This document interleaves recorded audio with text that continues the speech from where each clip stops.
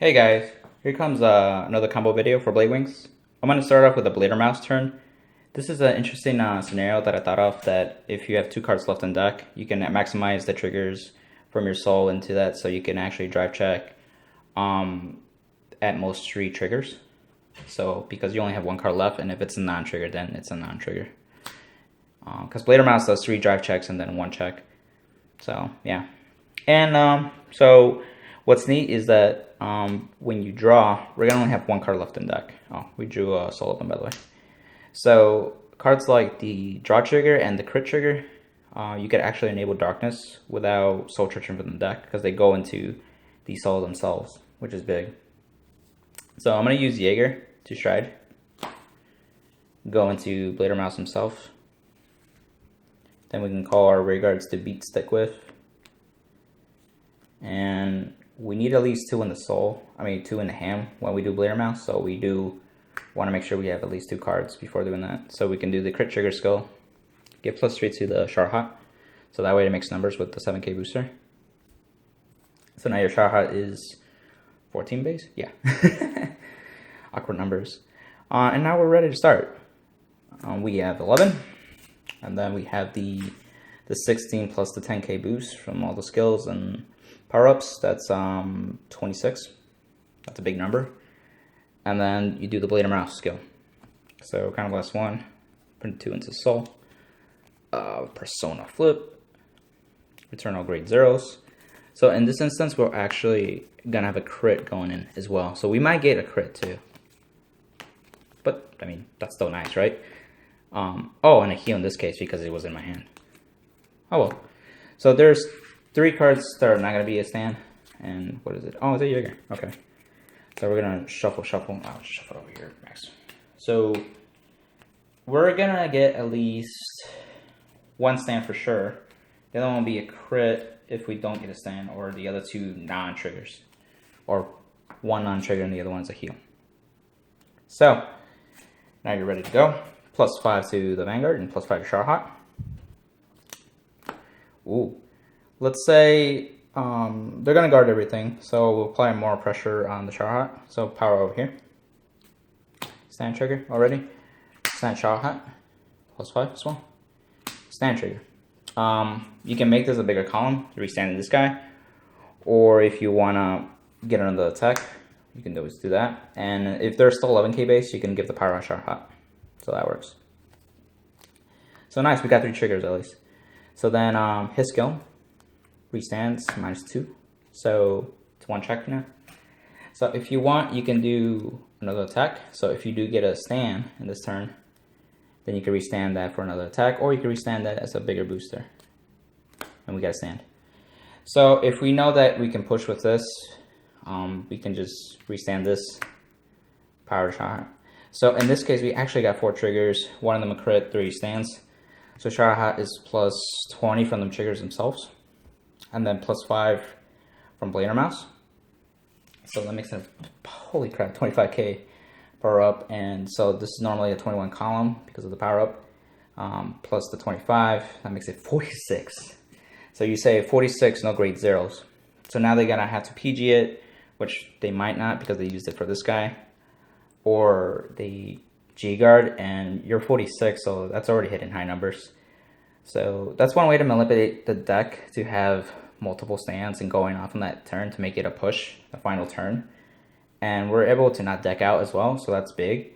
And we're left with 5 cards, so in case we didn't finish them off, then we can just like turtle up with these, and then try to redo the same cycle with Tybalt, or yeah, pretty much double what's left because we played 2 Blader Mouse. So yeah, that's 1 Blader Mouse turn. Alright, this time we're going to do against Link Joker. Let's say, for example, we're going against Chaos, and we had the first stride, and we call nothing, and so we kind of like turtle it up. We soul charge enough cards, and making sure we have enough soul, so next turn we have an available circle here. And then we soul blasted and all that stuff for, defending and stuff. And then, of course, they did a universe or something, force you a card from hand into front row, which sucks. So we still have 1 open, and you're having the use of enigmatic assassins to still go off in that one front row. So in this example, I have 3 in the soul. And let's say we soul charge them the turn prior when we're like massively soul charging and stuff. So let's go with it. So draw for turn. We got a Jaeger. I'm gonna use the Jaeger to stride with. Going into Tibalt. And then Tibalt's gonna refresh or drop into deck. So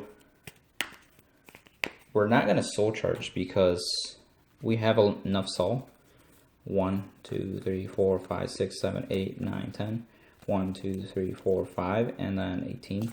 So we have 18 in the soul right now. So what happens is that Tibble is going to make the front row plus 10 for the rear guards. So which is good for the enigmatic assassins. So in order to enable darkness for the enigmatic assassins, I'm just going to use the cat stand, right? So shuffle, then soul charge, unflip and draw. So if you think you're going to go for game, you can call this. And since we have the other stand, it becomes a 7k booster. Not 7k, 9k booster because it gets plus 5 from its skill. So this is 20, which is nice. So if you want, we can actually start the turn off right now. So for the battle, we can attack with the 11k. If they guard it or intercept with it, they will. Actually, because of Tibble's power, it's 21. So they're going to have to intercept and drop a 10k if they want to stop that attack. Then, of course, you pop out the enigmatic assassin. And then that's 20. And then 20 plus 10, 30. Do repeat. So essentially, you're doing this for as many enigmatic assassins you have, right? And then once you get to this point, it really depends. If you think you're going to get a stand trigger, then you would attack with this. And if you're not, then you can attack Vanguard and get the power here. So if they have the PG, they're more than likely going to PG the Vanguard because they don't know with drive checks.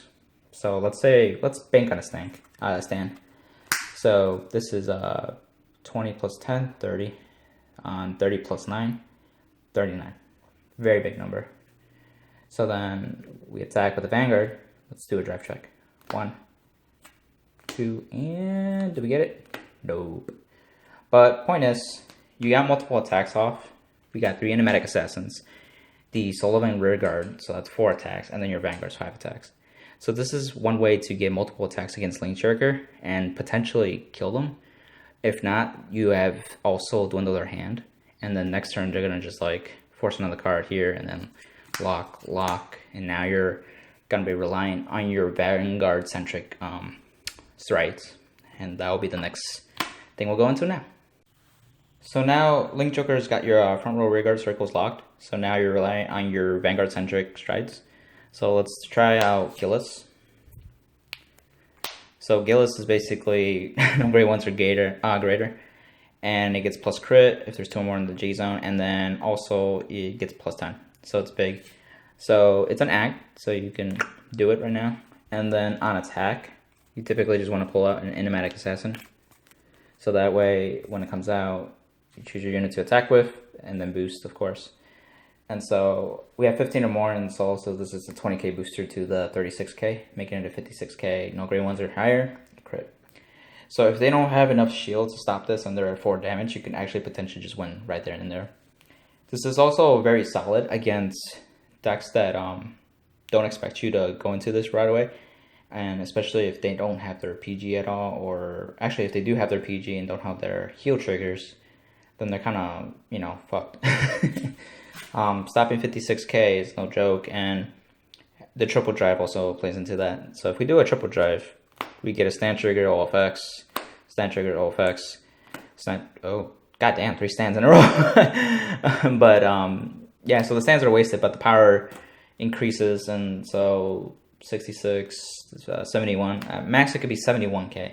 So to guarantee that it doesn't pass, that you have to get a very high number. So this is no joke and can help you finish off games too, so you don't have to go into time against matchups.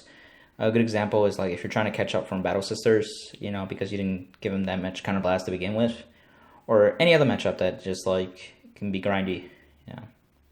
So other strides to like really do that pressure with the guard restriction, especially in Link Joker, is the Shard Hot Strike. But of course, you have to have darkness enabled. So you have to have some kind of unit to enable darkness, which if you have the cast on, that's great. Or you can have like one of your grade 2s like this that pops it in. So your darkness. The benefit of this is that it can retire your opponent's rear guards. So if it's chaos and they have a full board or a decent sized full board, it can hurt them. And even if they live, it hurts them because they're probably dropping a good amount of guard for this, and then they're losing their field. So it's a good amount of cards that they're losing this turn. So you're doing something. That's the important thing. That, you know, you're not giving Link Joker some breathing room, because once they get breathing room, it's pretty much game over. And you want to do this as soon as you can because their GBA and Deluge turns are like hectic. And then of course you have the Restander, the Blader Mouse. Again, if you get Darkness to double, it's just a Restander, quad check. So if you think they only have one PG and then don't have a heal, then this is actually a good strat to go into as well. Apply the double attack pressure. If they only have one G guard and have no PGs, this could be an option too. Makes them drop a lot of 5Ks. It gives itself power, and if you have a booster, even more. So it could potentially give plus 10 to that first attack, and then it restands, and it still has that permanent 5K. So it's a 31K base Vanguard attack. Little things like that help you against Link Joker, and then finishing off certain games too. So that's it for that. I think you know, this deck's pretty flexible. You have utility, you have a Restander, you have a guard restriction that kills rear guards, and you have a guard restriction that has crit and potentially get bigger with Enigmatic Assassin. So this is, you know, not a lot of decks have this utility and struggle against like Link Joker and other decks that are rear guard centric. And if you need to go for the kill, these are your strats to go to, really, especially these two, because they're a Restander or a crit gainer. So yeah, hope you guys like this combo stuff again, and I'll see you guys in the next video. Bye.